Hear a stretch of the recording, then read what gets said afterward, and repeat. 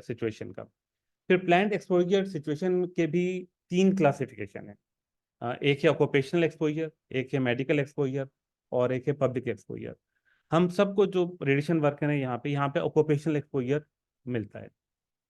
तो मेरी प्रेजेंटेशन में बेसिकली तो मेडिकल एक्सपोजर यानी कि जो पेशेंट को एक्सपोजर मिलता है उसके कंट्रोल के मैकेनिज्म किस तरह के हो सकते हैं, प्रेजेंटेशन तो बेसिकली उस पर है। लेकिन एक दो पॉइंट्स जो अभी मैंने नोट किए थे वो लकीली मेरी प्रेजेंटेशन का हिस्सा भी थे, वो हम थोड़ा सा आगे जाके देखेंगे कि वो इससे थोड़ी सी आपकी भी इंफॉर्मेशन में इजाफा होगा इंशाल्लाह ताला। और एक बात जो मैं नोट कर रहा था बैठे बैठे कि जो प्रेजेंटेशंस जल्दी खत्म हो रही है उन पे क्लैपिंग भी हो रही है, तो इस चीज़ को मैं नोट करते हुए इंशाल्लाह ताला कोशिश करूंगा कि मेरी प्रेजेंटेशन यहाँ पे लोगों को पसंद आए। देखिए एक तो वीक का आखिरी दिन है और उसकी आखिरी प्रेजेंटेशन, तो ये हम सब के लिए एक मरहला है। चलें हम एक तो रेगुलेटरी फ्रेमवर्क देखते हैं। रेडिएशन प्रोटेक्शन में आप कहीं पे भी जाएं आपको रेगुलेटरी फ्रेमवर्क जरूर मिलेगा, जिस तरह से एविएशन इंडस्ट्री में रेगुलेशन बहुत इंपॉर्टेंट होती हैं क्योंकि हाई रिस्क इन्वॉल्व है, रेडिएशन में भी ऐसा ही है। और इसमें मेडिकल एक्सपोजर को हम देखेंगे, इसको भी आगे हम क्लासीफाई करते हैं। और कुछ एलिमेंट्स देखेंगे हम ऑक्यूपेशनल प्रोटेक्शन के जो हम सबसे वाबस्ता है। तो पाकिस्तान में आप में से बहुत सारे जो पार्टिसिपेंट्स हैं इनको पता है कि पीएनआर ऑर्डिनेंस है जिसके तहत हम रेडिएशन प्रोटेक्शन को रेगुलेट करते हैं, जिसमें इंपोर्ट एक्सपोर्ट डिस्पोजल सब चीज़ें कंट्रोल होती हैं। और अभी थोड़ी देर पहले मैं बता रहा था कि जीएसआर पार्ट 3 ये बहुत इंपॉर्टेंट डॉक्यूमेंट है। ये हम यूज़ करते हैं और इसकी बेसिस पे हमने पीएनआर की एक regulations on radiation protection issue की है। उसके अलावा रेगुलेटरी गाइड्स हैं और रेगुलेटरी गाइड्स में ये बताया जाता है कि आपने जो रिक्वायर्ड इस तरह से करना है। तो मैं थोड़ी देर पहले बता रहा था कि रेडिएशन प्रोटेक्शन के जो ग्लोबल सिस्टम है इसमें प्लान्ड एक्सपोजर सिचुएशन है, एग्जिस्टिंग है और इमरजेंसी। हम प्लान्ड एक्सपोजर सिचुएशन में अपने आप को प्लेस करते हैं। और प्लान्ड के भी फिर 3 पार्ट हैं, occupational radiation protection, public radiation protection और मेडिकल। मेडिकल रेडिएशन प्रोटेक्शन के भी फर्दर 3 पार्ट हैं। एक है पेशेंट की प्रोटेक्शन, पेशेंट को जो रेडिएशन मिलती है that is a part of medical radiation protection. फिर वॉलंटियर्स जो बायोमेडिकल रिसर्च में आते हैं, इन्हें अगर किसी जगह पर रेडिएशन से एक्सपोजर होता है जो थ्रू अप्रूव्ड प्रोग्राम होता है, उनको हम कहते हैं कि ये मेडिकल एक्सपोजर में आता है। और जो पेशेंट के साथ कुछ लोग ऐसे हों कि जो बूढ़े हों, बच्चे हों, जिनको अगर आपको कैरी करना पड़े, और ये काम रेडियोथेरेपी में नहीं होता बाय द वे, ये सिर्फ डायग्नोस्टिक प्रोसीजर्स में हो सकता है, उनका एक्सपोजर भी मेडिकल एक्सपोजर में आता है। अच्छा, 20 मिली सीवर्ट और 1 मिली सीवर्ट का तो आप सबको पता है, ये वर्कर्स से लिंक्ड हैं। लेकिन मेडिकल एक्सपोजर में कोई भी लिमिट्स नहीं है। इवन जो केयरर, कंफर्टर, अटेंडेंट, वॉलंटियर्स, इन सब के लिए कुछ रेफरेंस लेवल जरूर गिवन है, but there is no limit in medical radiation protection. तो डॉक्टर्स को तो हम मेडिकल प्रोफेशनल कहते हैं, लेकिन बाकी के हम सब जो लोग यहाँ पे बैठे हैं हम सब कहलाते हैं हेल्थ प्रोफेशनल्स। और हमारी रेगुलेशन में ही इस बात का जिक्र है। और हमारी रेगुलेशन में आगे जहाँ कहीं भी हेल्थ प्रोफेशनल का जिक्र आता है, इसका मतलब है उसमें मेडिकल टेक्नोलॉजिस्ट, मेडिकल फिजिसिस्ट, ये उसका पार्ट होते हैं, उसमें शामिल होते हैं। तो मैं डायरेक्टली आ जाता हूँ मेडिकल एक्सपोजर में, जिसमें ये बात लिखी हुई है कि मेडिकल एक्सपोजर जहाँ कहीं भी होगा तो वहाँ पे मेडिकल प्रोफेशनल तो होंगे, डेफिनेटली डॉक्टर्स तो होंगे, जिसमें न्यूक्लियर फिजिशियन है, रेडियोलॉजिस्ट हैं, रेडियोथेरेपिस्ट वगैरह। लेकिन मेडिकल फिजिसिस्ट और मेडिकल टेक्नोलॉजिस्ट का पार्ट भी बहुत इंपॉर्टेंट है और ये रेगुलेटरी रिक्वायरमेंट है कि उनको भी वहाँ पे मौजूद होना चाहिए प्रॉपरली और ट्रेंड, और उनकी क्वालिफिकेशन को इंश्योर करना चाहिए। इसके अलावा जितने भी इक्विपमेंट आपके यूज होते हैं रेडियोलॉजी में, फॉर एग्जाम्पल सीटी स्कैन है, कहीं पे आपके फ्लोरोस्कोपिक प्रोसीजर हैं, या अगर आप किसी और जगह जाते हैं वहाँ पे इंटरनेशनल कार्डियोलॉजी के प्रोसीजर्स हैं, तो इन सब जगह पे इक्विपमेंट की कैलिब्रेशन, डोजीमीट्री, ये सब चीज़ें आईएईई के स्टैंडर्ड तो कहते हैं कि मेडिकल टेक्नोलॉजिस्ट का भी पार्ट होता है, लेकिन हमारे यहाँ पे अभी मेडिकल टेक्नोलॉजिस्ट को इस चीज़ से एक्सक्लूड किया है। बट मेडिकल फिजिसिस्ट की निगरानी में, या मेडिकल फिजिसिस्ट ने ये काम करना है, उसकी सुपरविजन में ये काम होना चाहिए कि तमाम मशीनों की कैलिब्रेशन, एक्सेप्टेंस, क्वालिटी कंट्रोल, ये फिजिसिस्ट की जिम्मेदारी है। तो बेशक ये बायोमेडिकल इंजीनियर काम करते हैं, बट फाइनली वेट इसको मेडिकल फिजिसिस्ट ने करना होता है। इसके अलावा मेडिकल एक्सपोजर में जब भी आपके पास पेशेंट आता है तो आपने देखना होता है कि उसकी रिक्वेस्ट अप्रोप्रिएट है।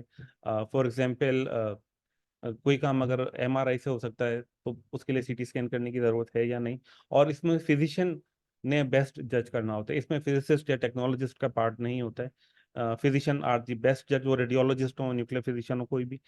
और फिर ये देखते हैं कि अर्जेंसी क्या है, क्या अगर कोई पेशेंट फॉर एग्जांपल प्रेग्नेंट है तो क्या आप उसकी प्रेगनेंसी के बाद ये टेस्ट कर सकते हैं या उससे पहले करना ज़रूरी है। फिर मेडिकल एक्सपोजर के क्या कैरेक्टरिस्टिक होंगे, इंडिविजुअल पेशेंट किस तरह का, हैवी है, वीक है, किस तरह का है।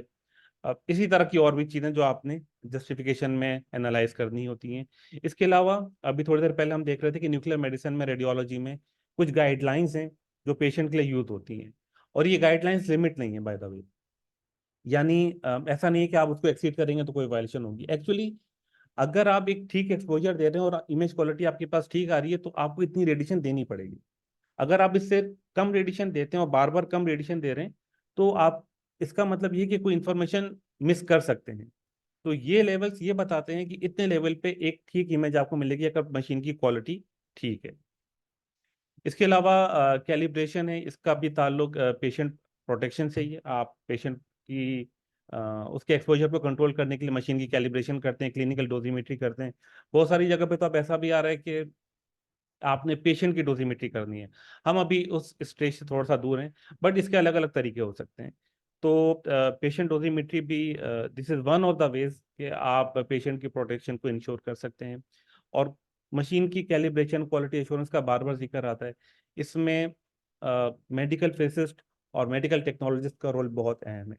और कोई भी रेडियोलॉजिस्ट या जो रिपोर्टिंग करने वाला फिजिशियन होता है वो बहुत ज़्यादा रिलाई करता है कि आपने मशीन को किस हालत में रखा है और इमेजिंग के लिए आपने क्या टेक्निक और प्रोसीजर यूज़ किया है।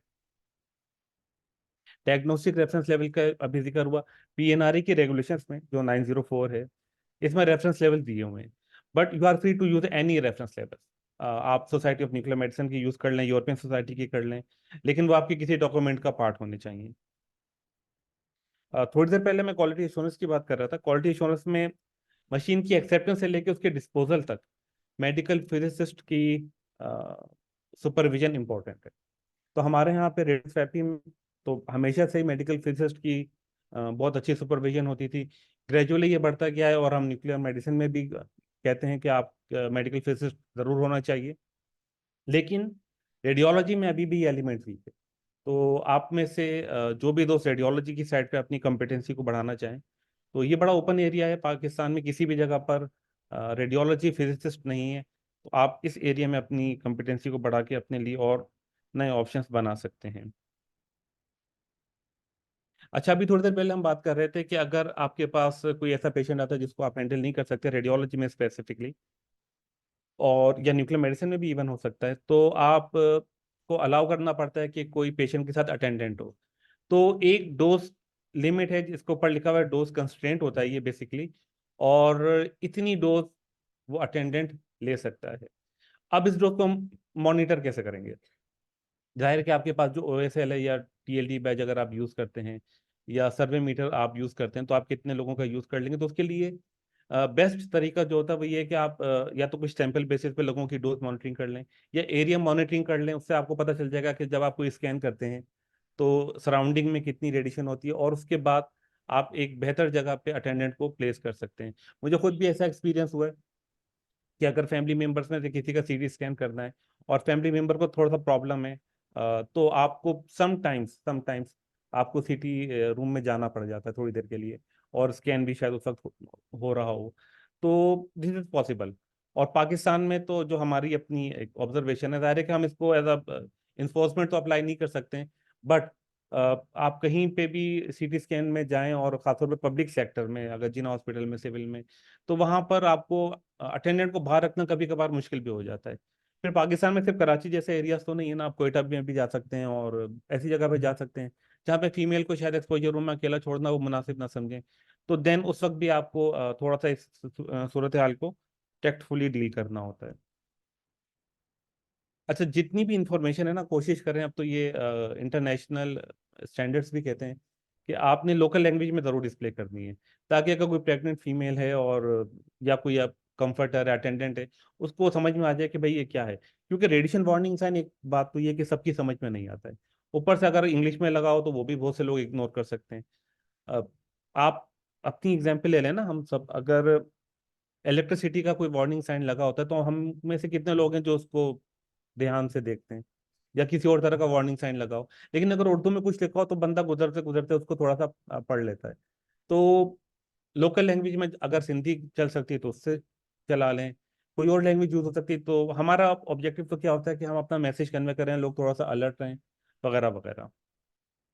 और अगर फीमेल पेशेंट आती है तो पहले आपने देखना होता है कि वो प्रेग्नेंट है या नहीं है, या अगर न्यूक्लियर मेडिसिन का कोई प्रोसीजर करना है तो वो ब्रेस्ट फीडिंग है या नहीं, इन चीज़ों को देखना होता है। अच्छा, पहले आप यहाँ पे न्यूक्लियर मेडिसिन के लोग हैं, लेकिन आयोडीन 131 के लोग नहीं है, बस जस्ट एक इन्फॉर्मेशन के लिए कि पहले स्टैंडर्ड्स में ये था कि आपने अगर 1100 मेगाबैक्टीरियल एक्टिविटी किसी पेशेंट को दी है तो उसको हॉस्पिटल में रिटेन करना होता था। तो अब इस रिक्वायरमेंट के साथ थोड़ा सा ऑप्शन भी है। अगर आपके पास जस्टिफिकेशन है, अगर अरेंजमेंट कर सकते हैं, तो आप 1100 मेगाबैक्टीरियल से ज़्यादा देके भी पेशेंट को रिलीज कर सकते हैं। But it has to be well documented. ये किसी जस्टिफिकेशन के साथ और किसी प्रॉपर प्रोटोकॉल के साथ होना चाहिए। लेकिन पहले ये वाला ऑप्शन ही नहीं था, अब ये ऑप्शन रेगुलेशन में ही जरूर दिया हुआ है। और अगर एक्सीडेंट हो जाए, इन्वेस्टिगेशन आपको करनी होगी विद इन 24 आवर्स, आपको पीएनआर को बताना होता है। नॉर्मली लोग अवॉइड करते हैं बताना, लेकिन अगर खुद कोई इवेंट रिपोर्ट होता है हमारे पास, तो मैं बहुत जिम्मेदारी से कहता हूँ कि हमने कभी भी उसके ऊपर कोई इन्फोर्समेंट एक्शन नहीं लिया, कभी भी वॉयलेशन नोटिस नहीं दिया। हम उसको अपने लिए भी एक लर्निंग इवेंट लेते हैं, हम अपने लाइसेंस से भी कहते हैं कि अपने लिए इसको लेसन लर्न के तौर पे लें। और ये पार्ट ऑफ लाइफ है। आप में से जो लोग ड्राइव करते हैं, आपको पता है कि हर बार चलाने में ठीक तो नहीं होता है ना। कभी कभार दूसरों की गलती से भी गाड़ी को कुछ प्रॉब्लम हो सकता है। कभी कभी गाड़ी का इंजन माल फंक्शन कर सकता है, टायर उसका पंक्चर हो सकता है, कुछ भी प्रॉब्लम हो सकता है। तो आप जा रहे हैं रोड पे और पत्थर ही आ जाए सामने, तो उसमें तो किसी की क्या गलती। तो ये जब भी काम करते हैं तो उसमें कुछ ना कुछ प्रॉब्लम हो सकता है। अगर आप प्रॉब्लम नहीं हो रहा है, इसका मतलब है कि काम में कोई प्रॉब्लम है। तो प्रॉब्लम हमेशा होता है, जस्ट उसको हमें ना ऑनेस्टली। और रेडिएशन में तो हमने बहुत ओपन इन्वायरमेंट रखा हुआ है, कभी भी चीज़ों पे किसी को पेनलाइज नहीं किया है। तो कभी भी कोई प्रॉब्लम हो तो आप ज़रूर हमें बताया करें, हम चाहते हैं कि लोगों को के साथ शेयर करें। ऐसे फॉरम हमने थोड़े से बनाए भी हैं जिस पर आप अपने प्रॉब्लम शेयर कर सकते हैं। और रेडिएशन ऑन्कोलॉजी में मुझे पता है कि आईएईए ने एक एग्जैक्टली मुझे उस डेटाबेस का नाम नहीं पता, लेकिन डिराक है या सेफ्रॉन, सेफ्रॉन। तो वहां पर आप वॉलंटियरली अपने इवेंट रिपोर्ट कर सकते हैं। यूनाइटेड स्टेट्स में जो उनका न्यूक्लियर रेगुलेटरी कमीशन है, वो हर साल एक रिपोर्ट इशू करता है कि मुल्क में जितने भी एबनॉर्मल इवेंट्स हुए हैं उनको वो रिपोर्ट करते हैं। और ज़रूरी नहीं कि उसके ऊपर मतलब कोई वायलेशन हो तो फिर देखा जाता है कि किस लेवल की वायलेशन है, बट खुद वहाँ पे रिपोर्टिंग होती है और बहुत सारी अच्छी अच्छी चीज़ें हमें सीखने के लिए मिलती हैं। जरूरी नहीं कि ओवर एक्सपोजर हर बार किसी वायलेशन की वजह से, वो किसी मेडिकल में ना पेशेंट को आप एक हद तक ही कंट्रोल कर सकते हैं, तो किसी भी वजह से ओवर एक्सपोजर या कुछ प्रॉब्लम हो सकता है। और अभी जाहिर है कि इतना टाइम नहीं है, अगर टाइम बचता तो मैं आपको एक वाकया भी सुना सकता हूँ जो उस रिपोर्ट में था। लेकिन चलें आगे चलते हैं। अभी तो रिव्यू एंड रिकॉर्ड्स में भी आप देखें तो मेडिकल टेक्नोलॉजिस्ट का पार्ट है ये काम। मेडिकल टेक्नोलॉजिस्ट के बगैर नहीं हो सकता है। तो अब आप इसका मतलब ये कि आप अपनी मैनेजमेंट का एक पार्ट है। हम वर्कर भी हैं और मैनेजमेंट का पार्ट भी है। तो कोई भी रिव्यू होगा, कोई भी रिकॉर्ड कीपिंग होगी, उसमें हमने रोल प्ले करना है, क्योंकि ये ओवरऑल हम सब की इम्प्रूवमेंट के लिए है, सेफ्टी के लिए है। तो हम में से कोई भी इस सिस्टम से आइसोलेटेड नहीं है, हम सब एक इंटीग्रेटेड सिस्टम का पार्ट है। तो अगर हम सब कंट्रीब्यूट करेंगे तो फिर हमारा सिस्टम ग्रेजुअली और इम्प्रूव होता जाएगा। तो रेडिएशन प्रोटेक्शन ऑफिसर्स हमारे रेगुलेशन में लिखा है कि सब जगह डेजिग्नेट होने चाहिए, आपके यहाँ भी हैं। इनकी क्वालिफिकेशन लिखी है। आपका ये centre full fledge medical centre है जो सबसे ऊपर है, और ये आरपीओ की रिक्वायरमेंट है।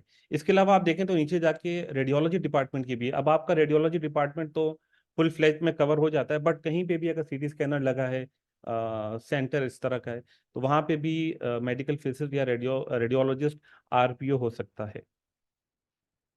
ये फिजिशियंस की क्वालिफिकेशन है जो हमारी रेगुलेशन में है।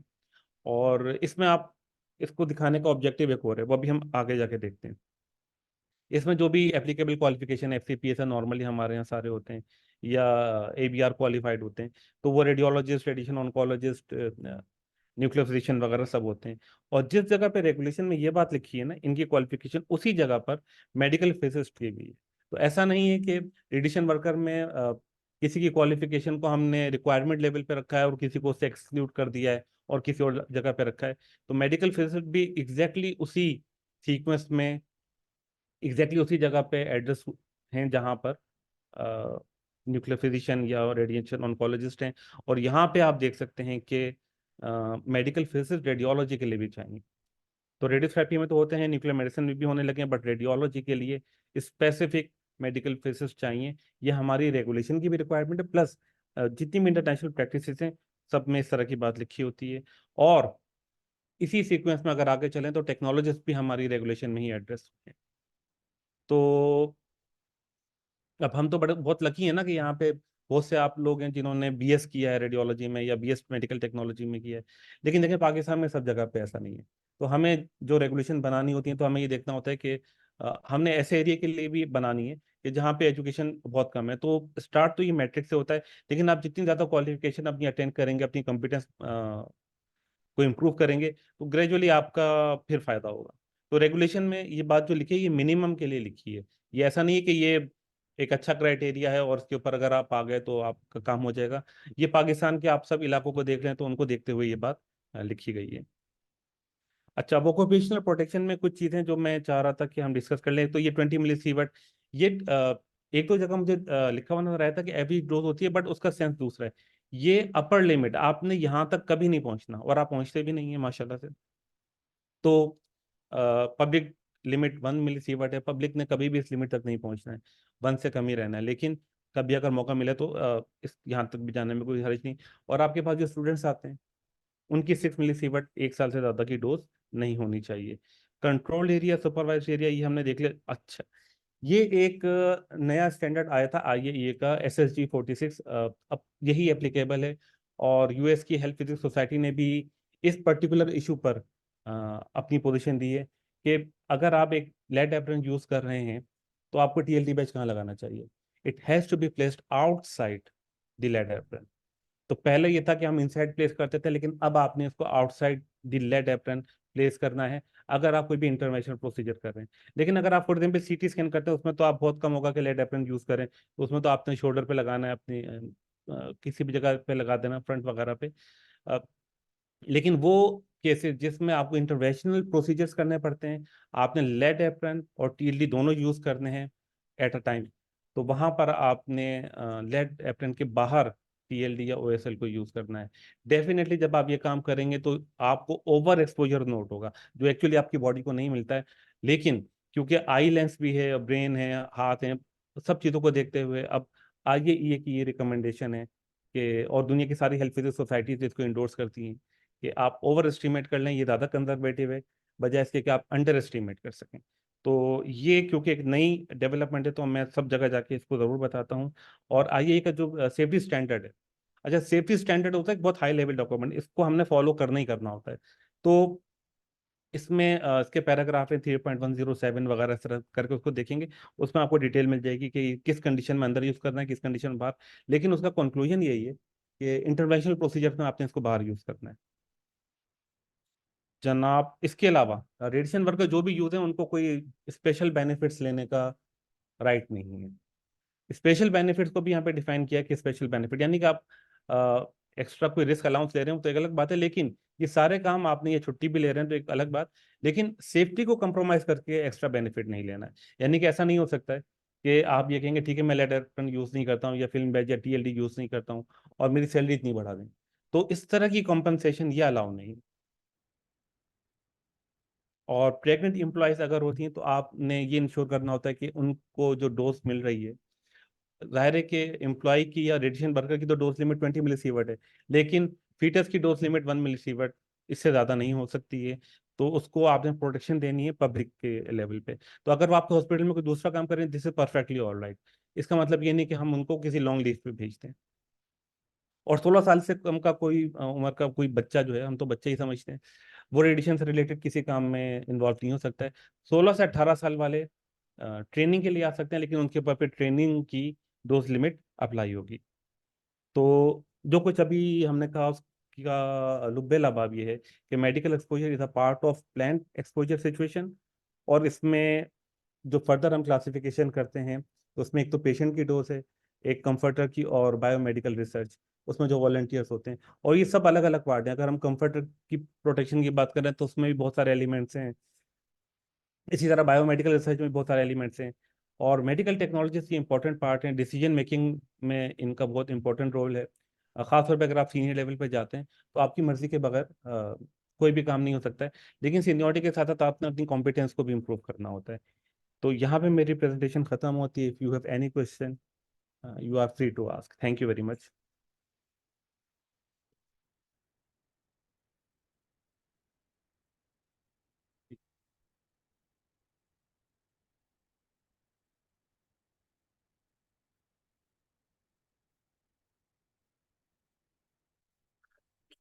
के राइट्स क्या है?